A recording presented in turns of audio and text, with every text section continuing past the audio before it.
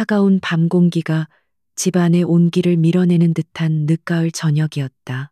대한민국 육군 제7기동 군단장 강지연 소장은 모처럼 군복을 벗고 편안한 스웨터 차림으로 소파에 앉아 있었다. 그녀의 별명은 강철의 불사조. 전장에서든 훈련장에서든 단 한 번의 흔들림 없는 결단력과 냉철함으로 얻은 경애의 상징이었지만 지금 그녀는 그저 휴가를 나온 딸을 기다리는 평범한 어머니였다. 따뜻한 차 한 잔이 그녀의 손에서 온기를 전하고 있었다. 벽난로의 불꽃이 부드럽게 춤을 추었고 집안은 고요하고 평화로웠다. 군단 본부의 긴급 보고와 작전 계획으로 가득 찼던 그녀의 하루와는 전혀 다른 세상이었다. 잠시 후 현관문이 열리는 소리와 함께 딸 강하나가 모습을 드러냈다.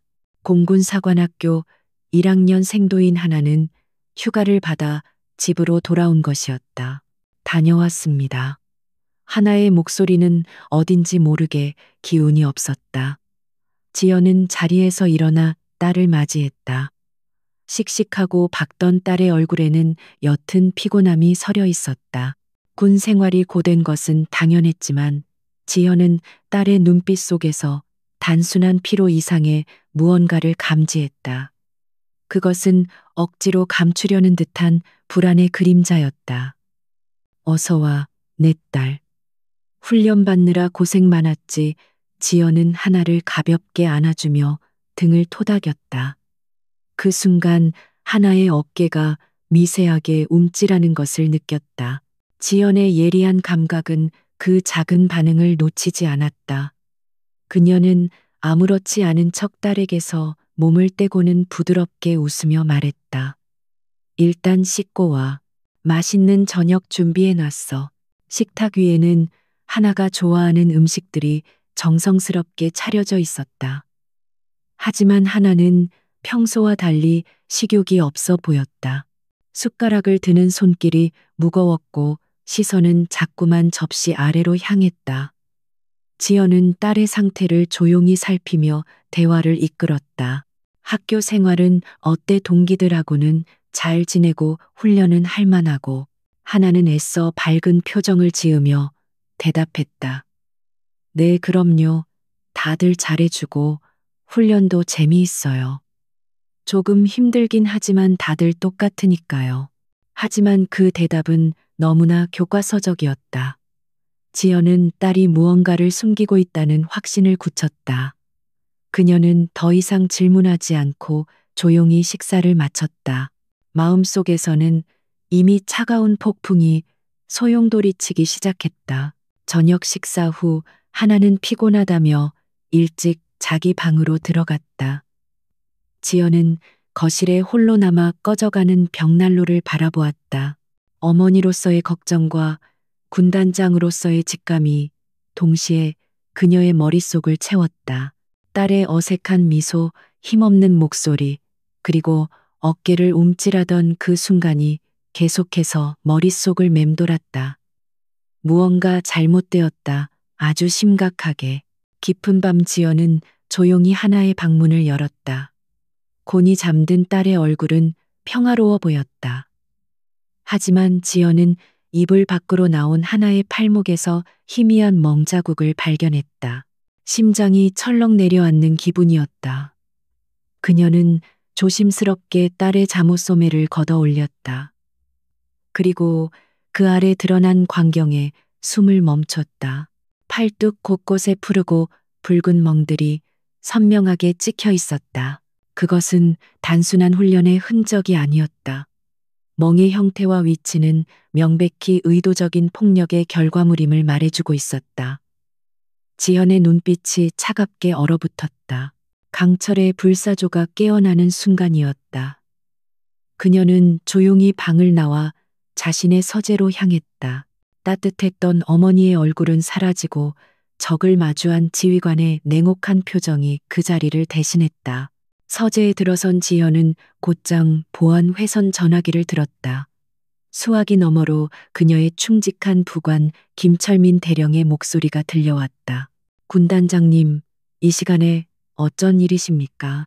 지연의 목소리는 강철처럼 차갑고 단호했다. 김대령 즉시 군단 직할 특임대대 전 병력을 비상 소집하도록 5분 내로 완전 무장 상태로 연병장에 집결시킨다. 출동 목표는 공군 사관학교 훈련단이다. 김대령은 잠시 침묵했다. 육군 최정예 기동군단의 특임대대를 동원해 공군 사관학교를 향한다는 것은 상상조차 할 수 없는 일이었다. 그것은 명백한 월권 행위이자 군 전체를 뒤흔들 수 있는 중대한 사안이었다. 하지만 그는 지연의 목소리에 담긴 서늘한 분노를 감지했다. 그는 더 이상 묻지 않았다. 알겠습니다. 즉시 조치하겠습니다. 전화를 끊은 지연은 창밖의 어둠을 응시했다. 그녀의 눈에는 더 이상 평화로운 밤 풍경이 보이지 않았다. 오직 딸의 몸에 새겨진 멍 자국과 그 뒤에 숨겨진 추악한 진실만이 아른거렸다. 그녀는 자신의 모든 것을 걸고 이 사건의 배후를 밝혀내고 감히 자신의 딸을 건드린 자들에게 뼈저린 대가를 치르게 할 것을 맹세했다. 얼마 지나지 않아 군단 지휘통제실은 벌집을 쑤셔놓은 듯 분주해졌다. 특임대대원들은 신속하게 장비를 챙기고 장갑차에 탑승했다. 칠흑 같은 어둠을 뚫고 수십 대의 장갑차와 군용 트럭이 육중한 엔진 소리를 내며 기지를 빠져나가기 시작했다. 그들의 목표는 단 하나, 공군 사관학교 훈련단이었다. 강지연 소장은 이미 전투복으로 갈아입고 지휘 차량에 올라 있었다. 그녀의 차가운 분노가 부대의 선봉에 서서 길을 열고 있었다. 따뜻했던 가정의 밤은 그렇게 끝났다. 이제 강철의 불사조는 자신의 새끼를 해친 자들을 심판하기 위해 날아오르고 있었다. 그녀의 분노는 단순한 모성애가 아니었다. 그것은 썩어 빠진 군 기강을 바로잡고 힘없는 약자를 짓밟는 자들을 향한 정의의 철퇴였다. 그리고 그 철퇴는 곧 공군 사관학교 훈련단의 심장부를 향해 무자비하게 내리꽂힐 것이었다. 새벽의 정적을 깨고 육중한 캐터필러 소리가 아스팔트를 긁으며 울려 퍼졌다. 제7기동군단 북진 선봉 부대의 상징인 K-21 장갑차와 K-808 차륜형 장갑차들이 어둠 속에서 거대한 강철의 강을 이루며 공군 사관학교로 향하고 있었다. 그들의 움직임은 한치의 오차도 없이 빠르고 정밀했다. 마치 잘 짜인 작전 계획에 따라 움직이는 것처럼 모든 차량은 지정된 위치를 유지하며 신속하게 기동했다. 선도 지휘 차량에 탑승한 강지연 소장은 굳게 입을 다문 채 전방을 주시했다. 그녀의 머릿속은 복잡한 감정과 냉철한 계산으로 가득 차 있었다. 딸의 몸에 새겨진 상처는 그녀의 가슴에 불을 질렀지만 그녀는 군단장으로서의 이성을 잃지 않았다. 이번 작전은 단순한 보복이 아니었다. 그것은 부패한 권력에 대한 정밀 타격이자 군이라는 이름 뒤에 숨어 자행되는 비겁한 폭력을 뿌리 뽑기 위한 선전포고였다. 공군 사관학교 훈련단 정문에 다다랐을 때 동이 트기 시작하며 주변의 풍경이 희미하게 드러났다. 위병소의 초병들은 지평선 너머에서 다가오는 육중한 강철의 행렬을 보고 눈을 비볐다. 그들은 자신들이 보고 있는 광경을 믿을 수 없었다. 육군 최정예 기동군단이 왜 아무런 통보도 없이 공군기지 앞에 나타났는지 이해할 수 없었다. 당황한 초병들이 상부에 보고하는 사이 장갑차들은 이미 정문을 중심으로 반원 형태로 포위 진영을 갖추었다. 전 부대 현 위치에서 정지. 외부와의 모든 통신을 차단하고 기지 출입을 전면 통제한다. 내 허가 없이는 개미 한 마리도 드나들 수 없다. 지연의 명령이 무전망을 통해 모든 부대에 신속하게 전달되었다. 특임대 대원들이 일사불란하게 장갑차에서 내려 기지 주변의 경계선을 구축했다. 그들의 손에 들린 K-2A 소총은 차가운 금속성을 뽐내며 이제 막 떠오르는 아침 햇살을 반사했다. 기지 내부는 발칵 뒤집혔다. 갑작스러운 육군 부대의 등장과 기지 봉쇄 소식에 훈련단장인 박태수 대령은 잠옷바람으로 지휘 통제실로 달려왔다. 그는 상황을 파악하고는 분노에 차소리쳤다. 이게 무슨 미친 짓이야. 당장 저 육군 나부랭이들 지휘관이 누군지 알아내. 여긴 신성한 공군사관학교다. 누가 감히 그의 오만한 목소리가 통제실을 가득 메웠다. 그때 지연이 탑승한 지휘 차량이 기지 정문 앞으로 다가와 멈춰섰다. 차에서 내린 그녀의 모습은 위압적이었다. 잘 다려진 전투복과 어깨에 빛나는 두 개의 별은 그녀가 이 부대의 지휘관임을 명백히 보여주었다. 그녀는 선글라스를 벗어 가슴 주머니에 꽂으며 위병소를 향해 걸어갔다. 그녀의 걸음걸이는 단호했고 표정에는 어떤 감정도 드러나지 않았다. 박태수 대령은 보고를 받고 황급히 정문으로 달려왔다. 그는 자신의 눈앞에 서 있는 여성 장군을 보고 순간 말을 잃었다. 강지연 소장, 강철의 불사조라는 별명으로 더 유명한 그녀를 모르는 장교는 없었다. 하지만 그가 아는 지연은 최전방을 지키는 육군의 핵심 지휘관이었다. 그런 그녀가 왜 자신의 훈련단 앞에 나타났는지 도저히 이해할 수 없었다. 박 대령은 애써 침착함을 유지하며 지연에게 다가갔다. 강 소장님, 이른 아침에 어쩐 일이십니까? 이렇게 대규모 부대를 이끌고 오신 이유를 여쭤봐도 되겠습니까? 사전에 아무런 협의도 없지 않았습니까? 그의 목소리에는 당혹감과 함께 자신보다 계급이 높은 장군에 대한 최소한의 예의가 섞여 있었다. 지연은 박 대령을 차갑게 응시했다. 그녀의 눈빛은 마치 그의 속을 꿰뚫어 보는 듯 날카로웠다. 박 대령 협의가 필요한 상황이었다면 절차를 밟았을 것이다. 지금 이건 협의가 아니라 통보다. 그녀의 목소리는 낮고 조용했지만 그 안에 담긴 무게감은 박 대령을 압도하기에 충분했다. 지금 이 시간부로 이 훈련단의 모든 지휘권은 내가 인수한다. 부대 내 모든 인원은 내 지시에 따라야 할 것이다. 박 대령의 얼굴이 분노로 붉게 달아올랐다. 말도 안 되는 소리, 여긴 공군 관할 구역입니다. 소장님은 그럴 권한이 없습니다.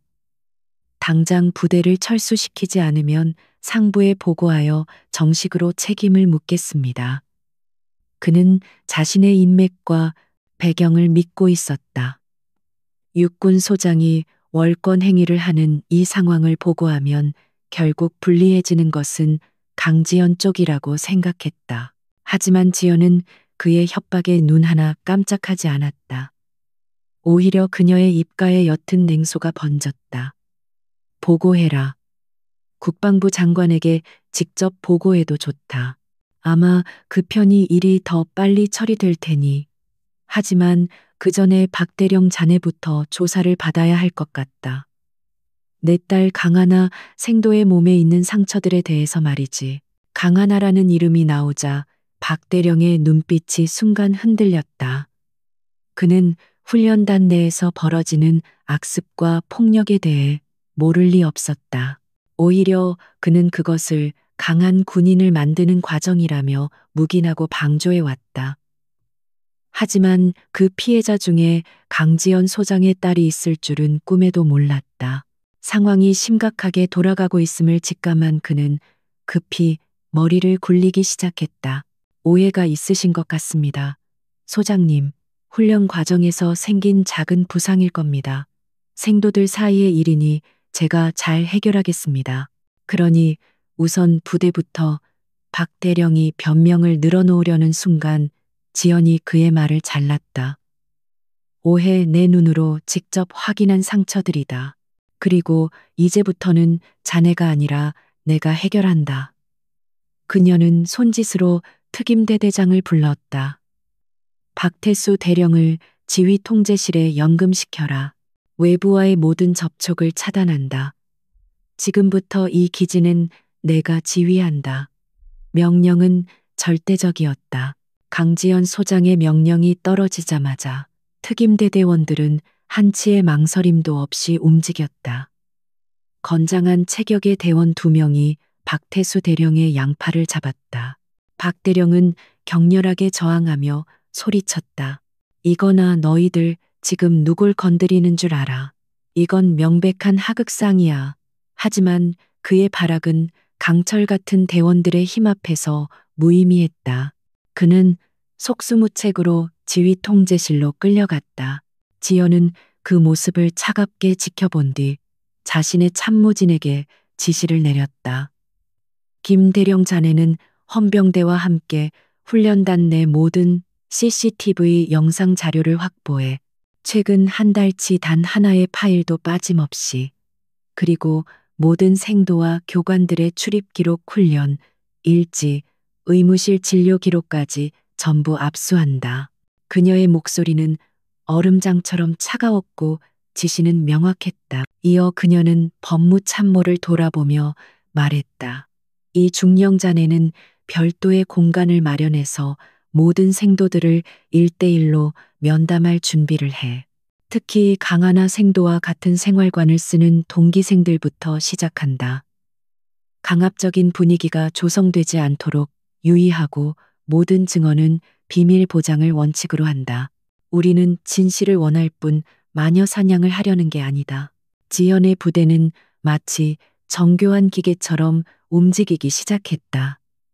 한 팀은 서버실을 장악해 데이터 유출이나 삭제를 원천 차단했고, 다른 팀은 주요 시설과 서류 보관실을 통제했다. 훈련단은 순식간에 외부와 완벽하게 격리된 거대한 조사 현장으로 변모했다. 아침 식사를 위해 식당으로 향하던 생도들은 복도 곳곳에 배치된 낯선 육군 병력들을 보고 겁에 질린 채 발걸음을 멈췄다. 하지만 조사는 예상보다 훨씬 더디게 진행되었다. 생도들은 약속이라도 한 듯 입을 굳게 다물었다. 법무참모가 진행하는 면담에서 그들은 하나같이 아무 문제 없었다. 훈련이 힘들어서 생긴 상처다. 특별한 일은 없었다는 말만 앵무새처럼 반복했다. 그들의 눈빛에는 공포가 서려 있었다. 그것은 눈앞의 육군 헌병에 대한 두려움이 아니었다. 더 깊고 오래된 내재된 공포였다. 지연은 보고를 받으며 미간을 찌푸렸다. 이것은 단순한 침묵이 아니었다. 조직적으로 구축된 침묵의 카르텔이었다. 오랜 시간 동안 폭력과 악습이 전통이라는 이름으로 포장되고 내부 고발자는 배신자로 낙인 찍히는 문화 속에서 생도들은 살아남기 위해 침묵하는 법을 먼저 배운 것이었다. 이 거대한 강철의 커튼을 걷어내지 않는 한 진실에 다가갈 수 없었다. 교관들은 어떻지? 지연의 질문에 김 대령이 고개를 저었다. 마찬가지입니다. 모두 입을 맞춘 듯 훈련 규정대로 진행했을 뿐이라고 주장하고 있습니다. 특히 박태수 대령의 측근으로 분류되는 핵심 교관들은 비협조적인 태도로 일관하고 있습니다. 상황은 교착 상태에 빠진 듯 보였다. 박 대령의 보이지 않는 영향력이 여전히 기지 전체를 짓누르고 있었다. 지연은 잠시 생각에 잠겼다. 정면 돌파가 어렵다면 측면을 공략해야 했다.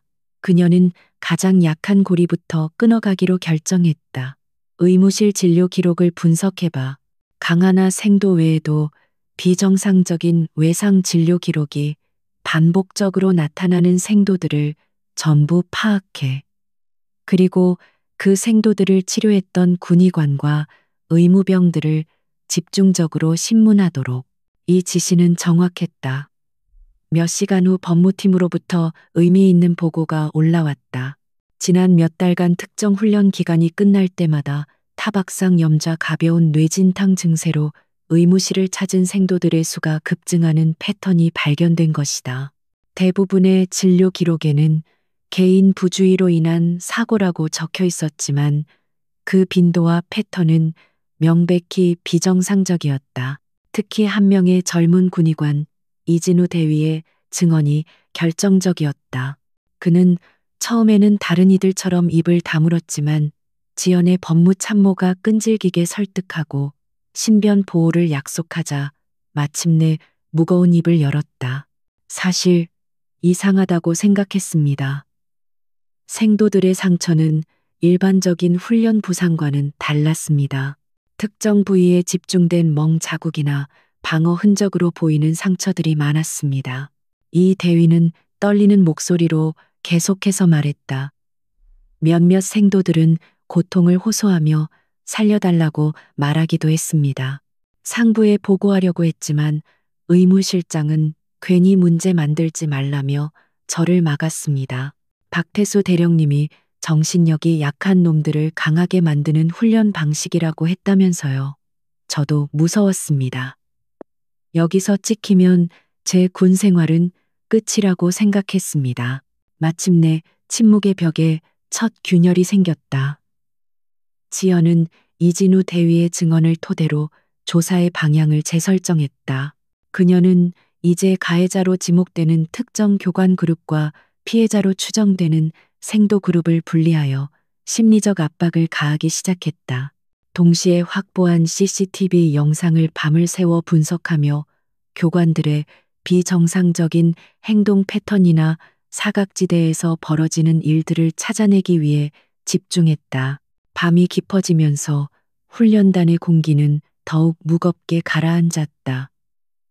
생도들은 생활관에 갇힌 채 불안에 떨었고, 교관들은 자신들의 차례가 언제 올지 모른다는 초조함에 휩싸였다.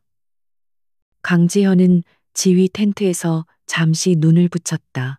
그녀의 머릿속에는 딸의 얼굴과 고통스러워했을 다른 젊은 생도들의 얼굴이 겹쳐 보였다. 그녀는 이 싸움이 단순히 딸을 위한 복수가 아님을 다시 한번 되새겼다. 이것은 썩어빠진 군 문화를 도려내는 고통스러운 수술이었다. 그리고 그녀는 그 수술을 집도하는 집도의로서 단 한치의 망설임도 없이 메스를 휘두를 준비가 되어 있었다. 강지연 소장이 공군 사관학교를 무력으로 봉쇄하고 자체 조사를 시작했다는 소식은 국방부를 발칵 뒤집어 놓았다. 다음 날 아침 국방부 장관 주재로 긴급 대책회의가 소집되었다. 육군 참모총장과 공군 참모총장은 서로 얼굴을 붉히며 격한 언쟁을 벌였다. 공군 측은 명백한 월권행위이자 군의 지휘 체계를 무시한 폭거라고 비난했고, 육군 측은 지연의 성품을 근거로 분명 피치 못할 사정이 있었을 것이라며 신중한 접근을 요구했다. 지휘 통제실에 연금되어 있던 박태수 대령은 이 기회를 놓치지 않았다. 그는 몰래 숨겨두었던 비상 연락망을 통해 외부와 접촉하는 데 성공했다. 그의 첫 번째 전화는 자신의 사관학교 동기이자 현재 국방부의 핵심 요직에 있는 친구에게로 향했다. 그는 상황을 과장하고 왜곡하며 강지연이 개인적인 감정으로 군 전체를 위기에 빠뜨리고 있다고 호소했다. 그의 전화는 즉각적인 효과를 발휘했다. 국방부 내의 공군 인맥과 박 대령의 개인적인 연줄이 총동원되기 시작했다. 얼마 지나지 않아 강지연의 위성 전화가 쉴 새 없이 울리기 시작했다. 첫 번째 전화는 육군 참모총장으로부터 걸려왔다. 그는 지연의 능력을 신뢰하지만 이번 방식은 너무 과격하다며 일단 부대를 철수하고 정식 절차를 밟으라고 그녀를 설득했다. 총장님, 저를 믿으신다면 조금만 더 시간을 주십시오. 이곳은 이미 썩을 대로 썩었습니다. 지금 덮으면 더 큰 괴물이 될 뿐입니다. 지현은 단호하게 대답했다. 그녀는 자신의 직속 상관에게조차 뜻을 굽히지 않았다. 전화를 끄는 그녀의 표정은 더욱 굳어졌다. 이제부터는 시간과의 싸움이자 보이지 않는 거대한 세력과의 싸움이 될 것이었다. 압박은 점점 더 거세졌다. 이번에는 국방부 감찰실장 합참의 고위 장성, 심지어는 여당 국방위원까지 나서서 그녀에게 전화를 걸어왔다. 그들은 하나같이 군의 화합을 강조하고 사태를 조용히 해결할 것을 종용했다. 어떤 이는 회유했고 어떤 이는 그녀의 경력에 흠집이 날 것이라며 은근한 협박을 하기도 했다. 박태수 대령이 수십 년간 군에서 쌓아온 인맥이 거대한 파도가 되어 그녀를 덮쳐오고 있었다. 강 소장, 지금 무슨 짓을 하는 건지 알고 있나? 자네 하나 때문에 군 전체가 시끄러워. 박 대령이 실수를 했다면 그에 맞는 징계를 받으면 될 일이야. 이렇게 군을 동원해서 망신을 줄 필요까지는 없지 않은가. 당장 철수하고 보고서 올려. 나머지는 우리가 알아서 할 테니. 한월로 장성의 목소리에는 노골적인 불쾌감이 담겨 있었다. 지연은 수화기를 든 채 차갑게 대꾸했다. 알아서 하신다는 게 진실을 덮고 가해자를 적당히 징계하는 선에서 마무리하는 것입니까? 저는 제 부하들을 그렇게 가르치지 않았습니다. 그리고 제 딸이 당한 일을 그렇게 끝낼 생각은 더더욱 없습니다. 그녀는 딸이라는 단어에 힘을 주어 말했다. 이것이 사적인 감정에서 시작된 일임을 굳이 숨기지 않았다. 오히려 그것을 자신의 가장 강력한 무기로 사용했다. 외부의 압력이 거세질수록 지연의 결심은 더욱 확고해졌다. 그녀는 이 싸움에서 물러서는 순간 자신뿐만 아니라 진실을 말하려 했던 모든 이들이 보복을 당할 것임을 잘 알고 있었다. 그녀는 자신을 믿고 따라온 부하들과 이제 막 입을 열기 시작한 피해자들을 지켜야 했다. 그녀는 모든 통신을 차단하고 조사에만 집중하라고 지시했. 외부의 압력으로부터 자신을 고립시키는 극약 처방이었다. 한편 기지 내부의 수사 역시 난관에 부딪혀 있었다. 핵심 가해자로 지목된 교관들은 노련하게 법망을 피하며 혐의를 부인했다. 그들은 자신들의 폭력을 특수훈련 또는 군기 확립을 위한 지도라는 말로 포장했다. 피해 생도들의 증언만으로는 물증이 부족했다. 이대로 시간이 흐르면 외부의 압력에 밀려 결국 빈손으로 철수해야 할지도 모르는 상황이었다. 김철민 대령이 심각한 표정으로 지연에게 보고했다. 군단장님, 시간이 우리 편이 아닌 것 같습니다. 국방부에서 합동조사단을 파견하기로 결정했다고 합니다. 그들이 도착하면 우리의 조사 권한은 모두 상실됩니다. 길어야 하루 정도의 시간밖에 남지 않았습니다. 합동조사단 파견은 표면적으로는 공정한 조사를 위한 것이었지만 실질적으로는 지연의 손에서 사건을 빼앗아 통제하려는 의도임이 분명했다. 지연은 지도를 내려다보며 깊은 생각에 잠겼다. 그녀의 눈빛은 마치 복잡한 전장의 지형을 분석하는 지휘관처럼 날카롭게 빛났다. 2중 3중으로 포위된 상황. 안에서는 침묵의 벽이, 밖에서는 권력의 파도가 밀려오고 있었다. 하지만 강철의 불사조는 위기 속에서 더욱 강해지는 존재였다. 그녀는 포기하는 법을 배우지 못했다. 김 대령, 지금부터 우리가 가진 모든 자원을 총동원한다. 법무팀은 확보된 증언을 바탕으로 가해 교관들의 심리적 약점을 파고들어. 헌병대는 압수한 CCTV 영상과 디지털 기록을 프레임 단위로 분석해서 아주 작은 단서라도 찾아내. 그리고 내가 직접 만나야 할 사람이 있다. 그녀는 자리에서 일어났다. 그녀의 다음 목표는 이 침묵의 카르텔을 내부에서부터 무너뜨릴 수 있는 유일한 열쇠, 바로 자신의 딸 강하나였다. 그녀는 어머니가 아닌 지휘관으로서 딸을 마주해야 할 시간이 왔음을 직감했다. 강지연 소장은 딸 강하나가 머물고 있는 의무실의 작은 병실로 향했다. 조사가 시작된 이후 그녀는 하나를 다른 생도들과 분리하여 보호하고 있었다. 문을 열고 들어서자 창가에 앉아 멍하니 밖을 내다보던 하나가 고개를 돌렸다.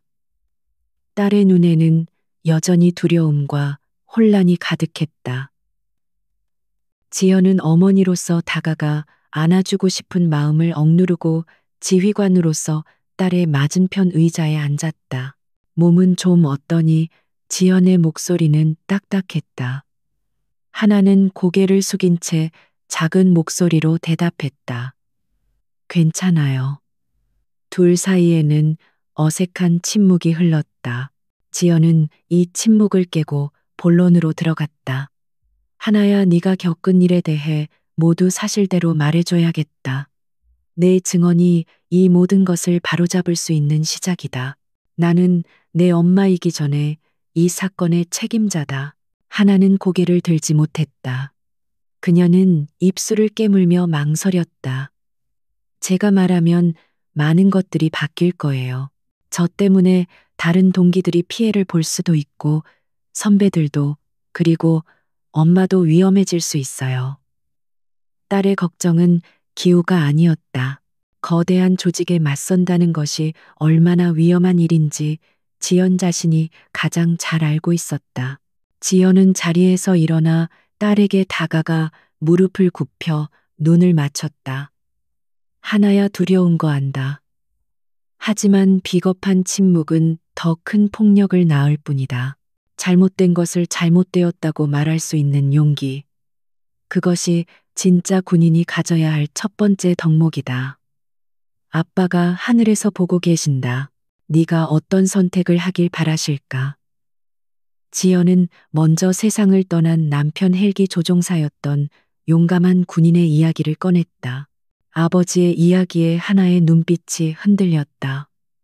그녀는 늘 아버지 같은 훌륭한 군인이 되고 싶었다. 지연은 딸의 어깨를 부드럽게 감싸 쥐었다. 내 뒤에는 내가 있다. 아니, 우리 제7기동군단 전체가 있다. 누구도 널 해치지 못하게 할 것이다. 그러니 용기를 내렴, 내 딸. 어머니의 진심, 어린 설득과 지휘관의 굳건한 약속에 마침내 하나의 마음이 움직였다. 그녀는 눈물을 흘리며 그동안 겪었던 모든 일들을 털어놓기 시작했다. 하나의 증언은 충격적이었다. 특정 교관들이 주도하는 군기 훈련이라는 명목 아래 신입 생도들은 상습적인 구타와 가혹 행위에 시달려왔다. 잠을 재우지 않는 것은 기본이었고 인격 모독적인 발언과 비인간적인 얼차려가 매일 밤 반복되었다. 저항하는 생도는 관심 병사로 낙인 찍혀 더욱 심한 괴롭힘의 대상이 되었다. 박태수 대령은 이 모든 사실을 알면서도 약해 빠진 놈들을 걸러내는 과정이라며 묵인해왔다. 하나가 공식적으로 증언을 마치자 기적 같은 일이 벌어지기 시작했다. 그녀의 용기에 감화된 다른 피해 생도들이 하나둘씩 입을 열기 시작한 것이다. 저도 당했습니다. 제 동기는 너무 힘들어서 자살까지 생각했습니다. 본물 터지듯 쏟아지는 증언들은 그동안 훈련단 내에서 얼마나 끔찍한 일들이 자행되어 왔는지를 명백히 보여주었다. 침묵의 댐이 무너져 내리기 시작한 것이다. 바로 그 시각 CCTV 영상을 분석하던 팀에서도 결정적인 단서를 찾아냈다. 한 교관이 생도를 참고 건물 뒤편의 사각지대로 끌고 가는 장면이 포착된 것이다. 영상은 거기서 끊겼지만 잠시 후 절뚝거리며 나오는 생도의 모습과 의기양양하게 웃으며 뒤따라 나오는 교관의 모습이 다른 각도의 카메라에 잡혔다. 그리고 그 생도가 다음 날 의무실에서 치료받은 기록과도 일치했다. 퍼즐 조각들이 하나씩 맞춰지고 있었다. 하지만 사건의 전모를 밝힐 마지막 한 조각이 부족했다. 그것은 가해자들의 입에서 나오는 직접적인 자백 혹은 그들의 범죄를 입증할 명백한 물증이었다. 그때 지연의 법무참모에게 예상치 못한 연락이 왔다. 자신을 내부 고발자라고 밝힌 한 젊은 장교가 은밀한 만남을 요청한 것이다. 지연은 만남을 허락했다. 깊은 밤 약속된 장소에 나타난 사람은 뜻밖에도 박태수 대령의 신임을 받던 젊은 작전 장교 김민준 대위였다. 그는 죄책감과 두려움으로 창백해진 얼굴로 입을 열었다. 저는 더 이상 이 죄악을 묵과할 수 없습니다. 저도 처음에는 이것이 강한 군인을 만드는 과정이라고 믿었습니다. 하지만 그것은 자기기만이었습니다. 이건 그냥 범죄입니다. 김 대위는 박태수 대령이 주도하여 상습적으로 폭력을 행사한 교관들에게 포상 휴가를 주거나 근무 평점을 좋게 주는 방식으로 범죄를 독려하고 비호해 왔다고 폭로했다. 그리고 그는 결정적인 증거를 내밀었다.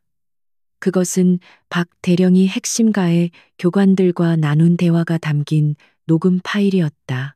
녹음 파일에는 이번 신입생 놈들 정신 상태가 글러먹었어. 좀 더 빡세게 굴려. 문제 생기면 내가 다 막아줄 테니 걱정 말고 하던 대로 해.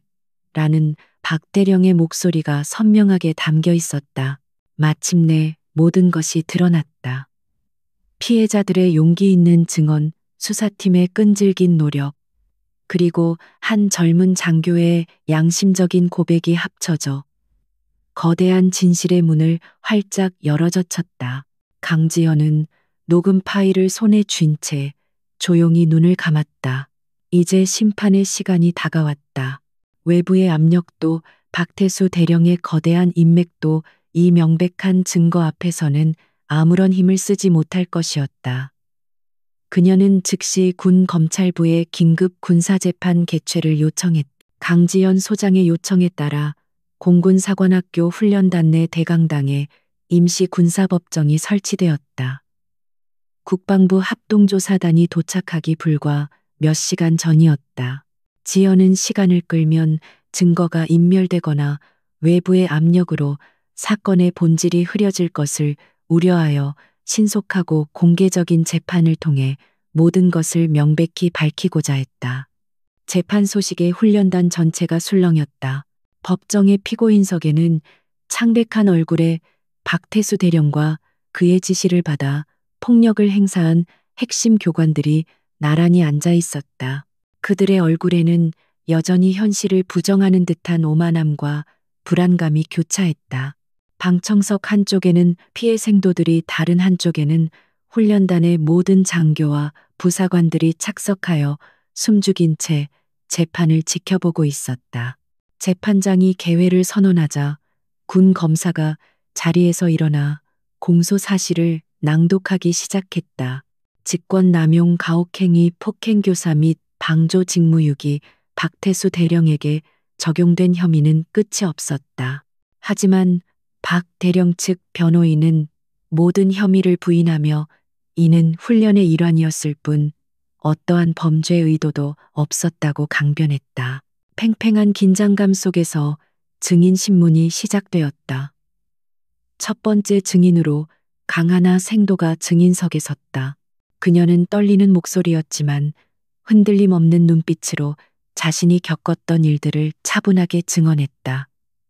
그녀의 증언은 법정 안에 모든 사람들의 마음을 움직였다. 딸의 용기 있는 모습을 지켜보는 강지현의 눈가가 순간 뜨거워졌지만 그녀는 이내 감정을 추스르고 냉철한 지휘관의 모습으로 돌아왔다.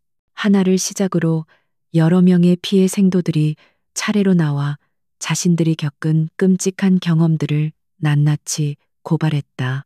그들의 증언은 서로의 말을 뒷받침하며 거대한 진실의 그림을 완성해 나갔다.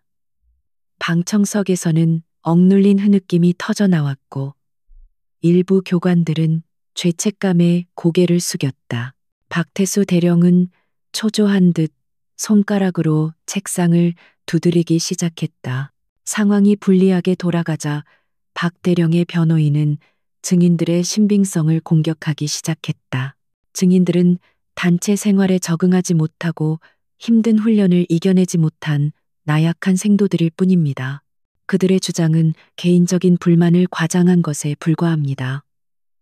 그의 궤변에 피해 생도들은 분노와 무력감에 입술을 깨물었다. 바로 그때 군 검사가 회심의 카드를 꺼내 들었다. 재판장님, 이 사건의 진실을 밝혀줄 결정적인 증거를 제출하겠습니다. 법정 전체에 김민준 대위가 제공한 녹음 파일이 울려 퍼졌다. 문제 생기면 내가 다 막아줄 테니 걱정 말고 하던 대로 해. 박태수 대령의 목소리가 스피커를 통해 흘러나오자 법정은 순간 정적에 휩싸였다. 박 대령의 얼굴은 하얗게 질려버렸다. 녹음 파일이라는 결정타에 이어 내부 고발자인 김민준 대위가 증인석에 섰다. 그는 박태수 대령이 어떻게 조직적으로 폭력을 지시하고 은폐했는지, 그리고 그것을 강한 군인 양성이라는 명분으로 어떻게 정당화했는지를 상세하게 증언했다. 그의 증언은 박 대령의 마지막 변명마저 무력하게 만들었다. 모든 증거와 증언이 제시된 후 군 검사는 자리에서 일어나 최후 변론을 시작했다. 존경하는 재판장님, 이 사건은 단순히 몇몇 군인의 일탈 행위가 아닙니다. 이것은 군대라는 특수한 조직 내에서 권력이 어떻게 부패하고 인간의 존엄성을 파괴할 수 있는지를 보여주는 비극적인 자화상입니다. 피고인들은 자신들의 제복에 먹칠을 하고 국가를 위해 헌신하려는 젊은이들의 꿈을 짓밟았습니다. 부디 이들에게 엄중한 책임을 물어 땅에 떨어진 군의 명예를 바로 세워주시길 바랍니다. 마지막으로 발언 기회를 얻은 박태수 대령은 끝까지 자신의 잘못을 인정하지 않았다. 그는 나는 강한 군대를 만들기 위해 최선을 다했을 뿐이라며 자신의 행동을 합리화하려 애썼다. 그의 뻔뻔한 태도에 방청석에서는 야유가 터져 나왔다. 짧은 정회 후 재판장이 판결을 낭독하기 시작했다. 피고인 박태수 군형법상 재판장의 목소리는 낮고 엄숙했다. 그는 박태수 대령의 모든 혐의를 유죄로 인정하고 군인으로서 받을 수 있는 가장 불명예스러운 처벌인 파면과 함께 중형을 선고했다. 폭력에 가담했던 다른 교관들 역시 각각의 죄에 상응하는 실형과 징계를 선고받았다. 판결이 내려지는 순간 박태수 대령은 다리에 힘이 풀린 듯 주저앉았다. 그의 오만했던 얼굴은 절망으로 일그러졌다. 피해 생도들은 서로를 부둥켜 안고 눈물을 흘렸다. 그것은 고통의 눈물이 아닌 마침내 정의가 실현되었다는 안도와 기쁨의 눈물이었다. 강지연은 그 모습을 조용히 지켜보았다. 그녀의 얼굴에 비로소 옅은 미소가 번졌다. 길고 길었던 싸움이 마침내 끝나는 순간이었다. 법정 밖으로 나오자 막 도착한 국방부 합동조사단과 마주쳤다. 지연은 그들을 향해 가볍게 경례를 붙이며 말했다. 모든 상황은 종료되었습니다. 보고서는 서면으로 제출하겠습니다. 군사재판이 끝나고 며칠이 흘렀다. 공군사관학교 훈련단에는 새로운 지휘관이 부임했고 국방부의 대대적인 감찰 아래 강도 높은 개혁 작업이 시작되었다. 박태수 대령과 그의 추종자들이 만들어낸 폭력의 문화는 뿌리 뽑히고 그 자리에 상호 존중과 합리적인 훈련 체계가 새롭게 자리 잡기 시작했다.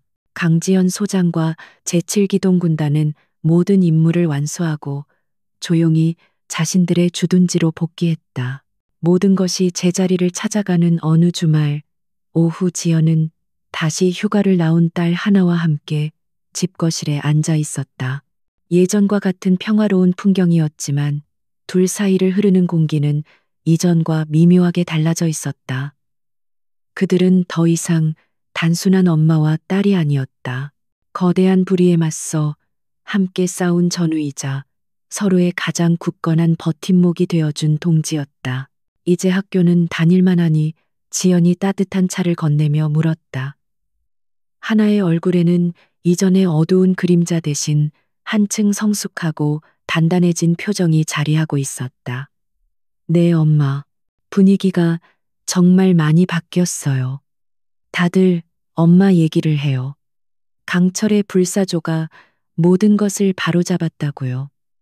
하나는 엄마를 자랑스럽다는 눈빛으로 바라보았다.